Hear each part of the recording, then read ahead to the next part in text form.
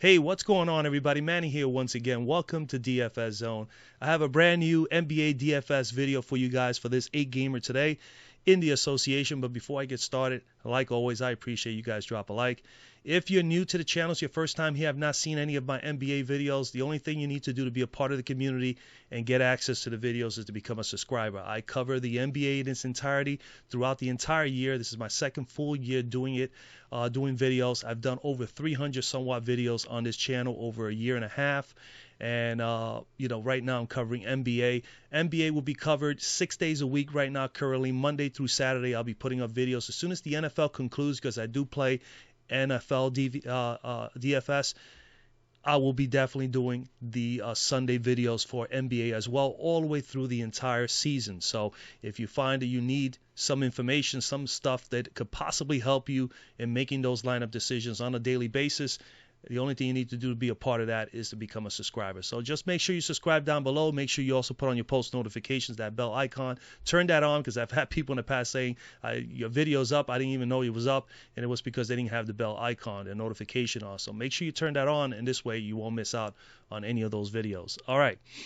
With that being said, today it is November the 12th. Is Tuesday, November 12th, 2019. We have an 8-gamer in the association. And before I go over the actual slate again, a little bit of news. I've had individuals in the past, and even so far this year, a few of you guys have asked me, do I sell lineups? And I think I've made out a couple of points during the course of the season thus far in some of my videos that nothing's guaranteed in any of the sports, any fantasy sports you play. I've been playing daily fantasy sports for 4 years now, pretty much, and fantasy sports, in general, like team sports, doing the team leagues and all that. I've done that over 20 years, so I've been involved at least with fantasy for a long time, but daily fantasy sports in this particular capacity only 4 years, and I've learned a lot of things. And the most important thing is that, man, there's no way you can guarantee. I have no magic pill. Nobody in the internet will have something that's going to get you to win every single day. We are going to take winning with losing and losing with winning. It's the bottom line. It's just like playing the actual game yourself. You're going to win some games, you're going to lose some. It's no different with daily fantasy sports. So I don't advise anybody to do lineups. I rather give you player pool, player suggestions, GPP or cash plays, give you a couple pointers on or tips on who I think those guys are by me doing my regular research and maybe going a little more in depth to making the proper decisions for you guys. So what I've done is I opened up a Patreon page, so you can go to patreon.com/DFS Zone if you are interested. I have two tiers there. I have a weekly tier and a monthly tier. The prices are reasonable. It's all on player pool or GPP player lines or cash player lines, whatever. And then I cover Fanduel and DK. And if you are into Yahoo, I just started playing Yahoo just 3 or 4 days ago. I'm still getting acclimated to it for NBA DFS, but I'll be willing to help you out with that as well. So you just got to choose a tier. And basically, if you choose the monthly tier, you'll be helping me out a whole lot. Not only that, with the monthly tier, I will also add in there invite to a Discord, which I think is a really good, additional, something additional bonus that'll be good for you guys to have, because we'll be able to discuss the slate throughout the day. You guys can reach me there. Now, granted, I do have a regular job that I don't do DFS full time. I do this part time, and I do it in my break time, like right now, 2 or 3 hours, and I'm home. Then I go back and work again, and I don't get back again till a little after 5. So, but again, if you are interested, for those who have asked, I said I was working on something. Well, this is it. So if you get a chance, go down to the Patreon page. Look at the page a little bit, and if you want to help out your boy Manny here, no problem. That's a good way for me to be able to help you guys out in a whole different capacity than just doing a couple of videos. Because the guys I give you here, like I said before, I play multiple lineups. I play mostly strictly pretty much GPP, so I'm a GPP player, so I have multiple lines, and some of the people I discuss here are players that I'm definitely on, but there are other players that I'm also considering as core plays as well, maybe on a separate line. So that's what I'm trying to get at, is that you just never know. The player pool is a better way for me, as well as giving you GPP or cash play line players, letting you know what those players or which ones I'm targeting, and give you a whole little breakdown of all of that. I think that's the right way to go, when it comes to DFS. At least for me, that's my opinion. That's the way I want to go about it. So if you're interested, again, make sure you go there. All right, I've been talking too much about that. Let's get to the slate, because then my videos are going to start getting to the point like last year where they were 30 minutes long like yesterday, and I don't want them to be that long. So I'm going to try to get through, but I like to give you guys as much info as possible, and that's the reason why my videos carry on a little bit. But I got to try to make these things shorter because it definitely takes up a lot of my time as well, you know. All right, let's get to the game. So we got an 8-gamer. We're going to go to point guard. At the top, Damian Lillard definitely is appealing here. We'll have exposure to him. I'm letting you know that right now. I think he's in a great matchup. As you can see, he's going up against Sacramento. He's 10,500. You need about 52, 53 to meet value. It's a large number. It's about where his ballpark is right now. He's averaging 52, as you can see here. He is... I think it's a little more reasonable, his price tag on DK, but I think that he's someone that you could definitely target. I'm not too high on Kyrie Irving here today. He's going up against Utah in Utah. Utah is always pretty tough at home. Trae Young, same thing, battling a good defensive team in Denver. But if I was going to have a choice between these two, I probably would lean more towards Trae Young, because Denver, Jamal Murray, we know, is not a great defender, as opposed to over here. Kyrie Irving is probably going to get a little bit of Donovan Mitchell, who is, to me, in my opinion, a better defender than Jamal Murray. So I look at sometimes the little basic things like that. And right now, I would say that Trae Young probably has an advantage here. So for $300 more, even though they're both playing against tough teams, if you had a choice between these three, I would say Damian Lillard hands-on, pay up for him. But if you wanted to go between Irving and Young, then I would say Trae. I'm going to come down to Malcolm Brogdon. He's the 4th guy on the list here on Fanduel, and I think his price is just a little bit slightly down. So we can catch him on the downtrend a little bit. He has been a little bit sideways downtrend the last couple of games. But 8,700, he's in a great matchup. You know, I can't pass up Malcolm here. 8,700, you need 43. On DK, he's only 7,600. So you guys that play DK, I think he's someone you can definitely pencil in, or at least put in your player pool for right now.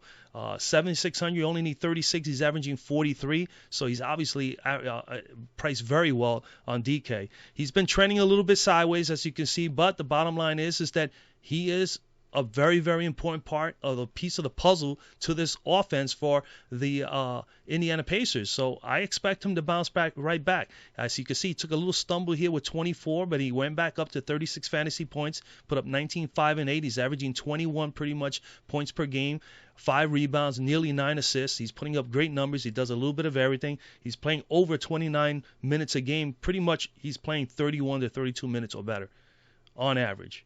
Okay, he's shooting 46% from the floor, 31% from 3, shooting 98% from the free throw line, so he's been fantastic there. Okay, he can get you 50. As you can see, he already did it twice this year, so we know he has upside. And his usage rate is still fairly high, 26%.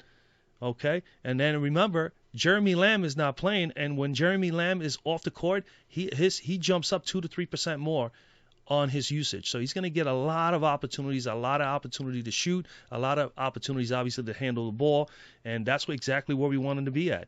He's taking more than enough shots. He's getting about 13, 14 shots a game, and then he's burying these shots at 46% clip. He is doing very well. It's just a matter of time. I think this is a great game for him to bounce back and get back over 40. I do like the matchup a whole lot. I think Malcolm Brogdon is a great play here. Excellent matchup. OKC, 19th in defending point guards. They've been allowing 35.9, so you can round that off to about 36 fantasy points per game to opposing point guards. And most importantly, I checked that this was over the course of the season, and then over the course of the last 3 games, they have been giving up 43.6 fantasy points per game. That's what intrigued me even more and made me decide, hey, you know what? I think Malcolm is in a great spot here. That's an 8% jump over the last 3 games as opposed to their average for the year, which was already at 36 fantasy points per game. Now it's at 43.6. So, again, I do like Malcolm Brogdon. I think he's an excellent play. If you're going to play anybody else, we got to watch out this Ben Simmons situation. If he is out, obviously Raul Nieto is in play. You know, you get a bump on Josh Richardson. Everybody across the floor. Remember, Philly is also without Al Horford. So, Embiid is obviously the best play there as far as usage is concerned. Then you will probably consider Harris and then Richardson. Down here, other guys that I'm looking at, like I said, I will have exposure to Damian Lillard, so my guy is Malcolm. I think also down here, you could consider Jamal Murray at home against Atlanta. Atlanta gives up a ton. They're 21st in defending point guards, and they've also been allowing 30.7 fantasy points per game, and over the last 3 games, they've been giving up 44 fantasy points per game. So that's important to know. 44 fantasy points per game, that's a bump of 23%. They've been downtrending. So definitely a good spot for Jamal Murray if he can be the Jamal Murray that can put up the 50. Because remember, he has a floor of like 25 and then or 22, and then he has that ceiling where he can get you 50 or better. So that's playing Russian roulette with him. But again, he is at home, and I think it's an excellent spot for him. Other than that, Goran Dragic, remember this situation here, no Winslow. If Tyler Hero doesn't play, I would think that Goran will probably be a nice play at 6,200 going up against Detroit. So he could be someone to watch out for. He's been trending upward as of late. So at 6,200, I will probably have a little exposure to him. Nieto, maybe, but if I'm going to go Nieto, you got Sexton right here against Philly. They're both not in favorable matchups, but, Colin Sexton just tore up my Knickerbockers the other day. He has a lot of talent, and he gets a lot of opportunities to score. He's an offensive he's one of the integral offensive weapons for the Cleveland Cavaliers. So I would say Sexton will probably be a better play for $100 cheaper than Nieto. And then come down here, you got a couple of mid-tier plays that could be, it could be up and down. Satoransky can get you 40 like he did a couple of nights ago, and he can get you 20. Ntilikina, if he plays, he can get you 30, 35, and then some nights he can get you only 15 or 16. It depends if he's going to start or not. Garland could be an option. Anthony Simmons is an option with Portland, 4,200. Emmanuel Mudiay coming down here. Emmanuel Mudiay at 3,700. He is coming back from an injury. He's been playing quite a bit, 20-plus minutes when he does play, and he's been very efficient. So he's someone to consider here in a matchup here against Brooklyn, just in case Connolly doesn't play well. When Connolly doesn't play well enough, Moutier comes in off. He's got like the sixth man coming off the bench. He has been producing. So Emmanuel Mudiay, someone to consider if you're looking to pay down and find a value play. Obviously, the top value play of the day will probably be Corey Joseph. De'Aaron Fox is out, so De'Aaron Fox out before a while. I think Corey Joseph is going to get obviously a lot of starts there, but we don't know what Sacramento's going to do just yet. But I do believe Corey Joseph will be the starter at 3,700 before his price tag gets up to 45, 46, because he's capable of getting you 30 or so, if he's getting some more than enough minutes and if he shoots fairly well. This price tag will definitely go up, so you got to take advantage of the discount now. I think that he's going to probably be the most popular value play today, obviously with Fox out. So he's someone to consider as well. Monty Morris, same thing here. When Jamal Murray doesn't play pretty well, he usually gets about 18 to 20 minutes. He's capable also at 3,600. So you got a couple of guys there, but I think the best play obviously is Corey, unless you're going to go with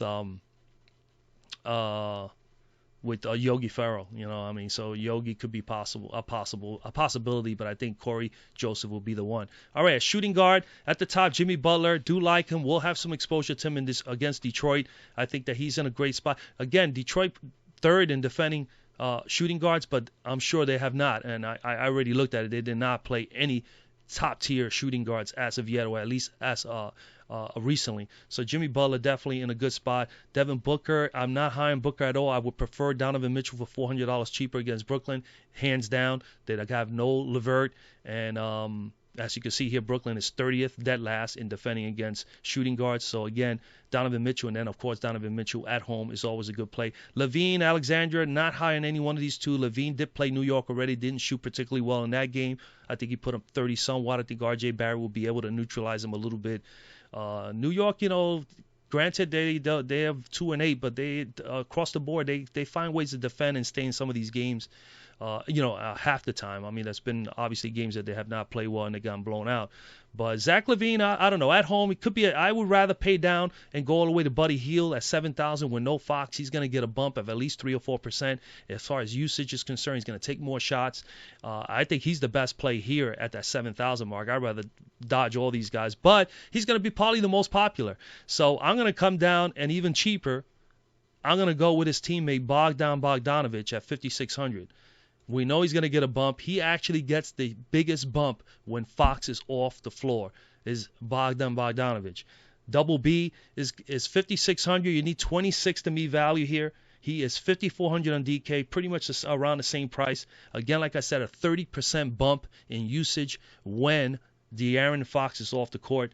He's coming in here. 12 points a game, nearly 3 rebounds, 3 assists.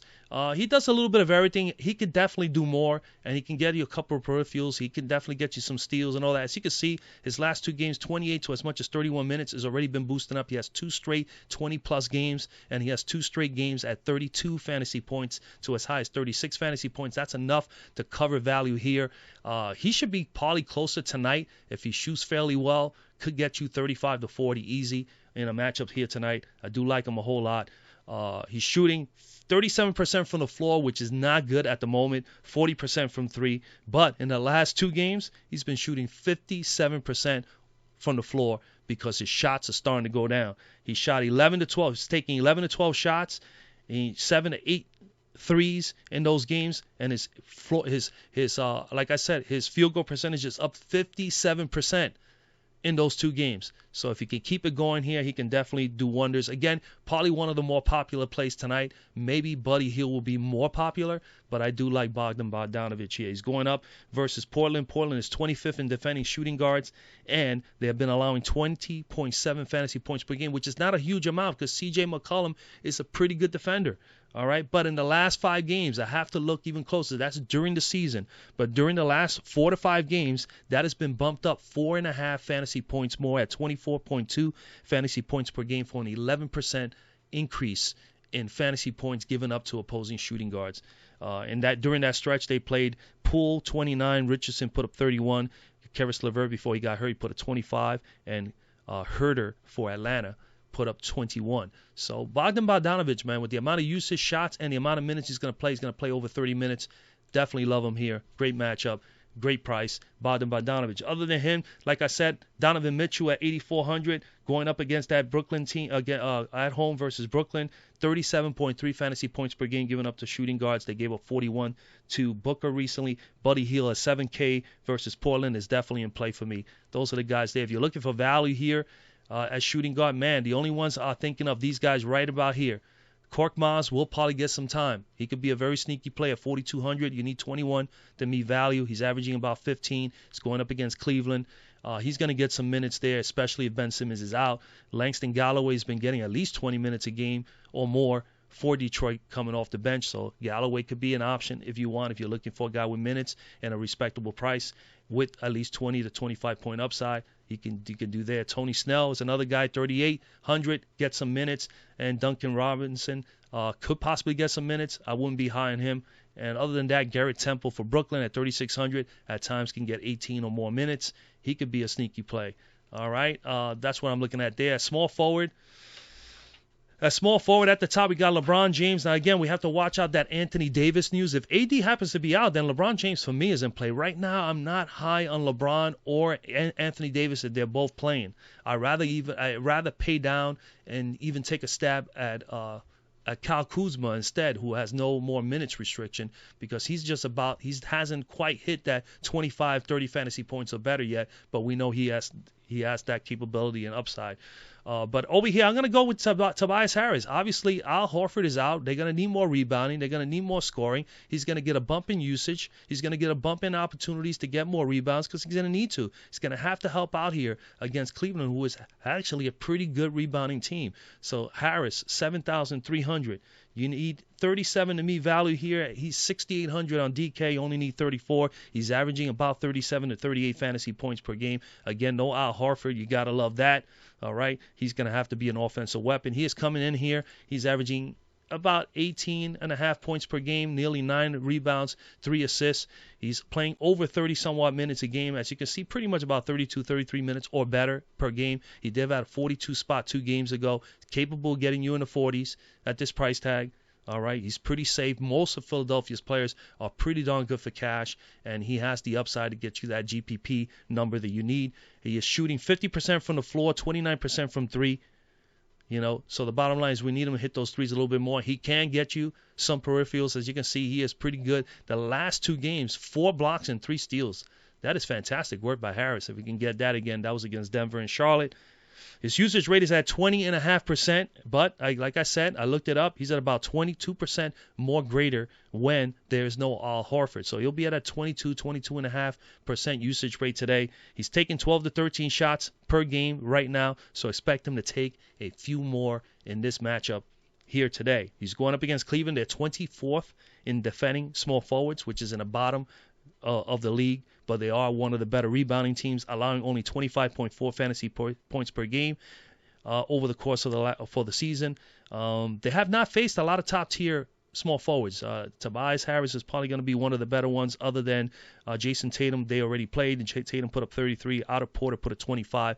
Chris Middleton of Milwaukee put up 32. I think Tobias is in that area where he can get you 35 to 40. Other than Harris, if you were to go there, I think Bojan Bogdanovic is also in play today at home, 6,600. He is really priced about where he should be at, so that's the only thing that I'm concerned with, but he definitely can get you 40. Willie Barton, 6,600, same thing. Willie Barton has been playing really, really well, but he hasn't hit over 40, but he's been consistent. 4 games, really good minutes, over 32, and he's putting up 1 point per minute or better. Kelly Oubre has been a little bit of a downturn. You could go that route if you wanted to, going up against the Lakers. Marcus Morris is always a little dangerous at 6,300. You don't know what Marcus you're going to get. Some nights he gives you 35, 40. Some nights he doesn't. I'm not looking at, I really don't love the small forward spot. If you're going to come down here, guys like Joe Harris is pretty consistent for Brooklyn, 4,400. Mario Hezonja will probably be okay at 4,100. I may see him in my player pool. Chandler Hutchinson at 3,600. Price tags haven't changed. And Sampson. Those two guys there should be on your value list for value plays. So take a closer look at these guys if you can. I think that they'll be on my list for now. Hutchinson and Sampson. And Ariza gets quite a bit of minutes too. Gets about maybe 20 minutes a game as well. Could be an option there as well. At power forward, at the top we got Anthony Davis. Now if Anthony Davis plays, I'm not on Davis or LeBron today. I think that is more than enough with the guys I'm looking at that can get it done and get me some nice numbers where I don't have to pay that 11,700. Domantas Sabonis is the guy that I like here out of all the other guys. He's at 9,500. He is priced really high, and he is pretty much already kind of like tapped out, but he has 50-point upside, so at 9,500, you need about 46, 47. On DK, he's priced lovely, 8,400, needing about 42, 43 there. He's averaging 45. We know he's capable of getting you 50. He is even capable of reaching even 60. He needs to do a lot for his team. No Miles Turner, no Jeremy Lamb. Obviously, has been a bump like hell for him, and he is taking advantage of it. He's coming in here averaging 20 points a game, 13 rebounds, 4 assists. He's averaging 44 fantasy points. Last 2 games, 37 and 38 minutes. He's playing huge minutes, and look at this. 1, 2, 3 straight double-doubles, okay? And look at the peripherals, 3 blocks in a row and 3 steals. So he's done very, very well defensively as well. This is a great spot for him. 3 straight double-doubles. Really, really impressive. And he's had more than that already. He's had 1, 2, 3 more, so he's had 6 double-doubles this year. He's shooting 52% from the floor, 27% from 3. He doesn't take a ton of threes, but 52% from the floor is exactly what we need, and that's all we need him to do. We need him to do the easy scoring up front. Okay, get to the foul line, which he does quite a bit. He's an 85% free throw shooter, so he is almost like money when he comes to the foul line. That's easy points for him. And then, of course, we need him just to get out there and get some blocks and some steals, and he'll do everything we need. But he's great at the free throw shooting, and he's good around the paint. Usage rate 23% when he's on the floor, but with no Lamb and Turner, it has been bumped up to 25.5 over the last few games. He's taking... over the last 4 games, he has bumped up his shots, of course. He was averaging more like around 11 or 12. Now he's at 13, 14. And he's also taking about 6 shots from the foul line a game. And as I already told you, his free throw percentage is at 85%. He is going up against OKC. Has not faced them thus far this year. OKC, man, allowing 45.7 fantasy points to opposing power forwards. And again, he's power forward here, but he's also center eligible, and he has been playing mostly center, so I take that into account.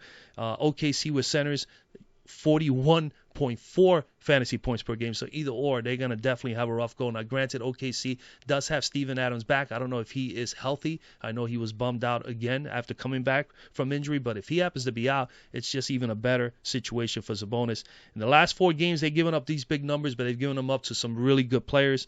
Well, Giannis was the best one at 57. LaMarcus Aldridge put up 58 against these guys. Alec Burks put up 40, and Aaron Gordon of Orlando put up 31, which is the lower one out of the 4. That's over the last 4 games. So I like Domantas Sabonis. And then you got Blake Griffin, Kevin Love.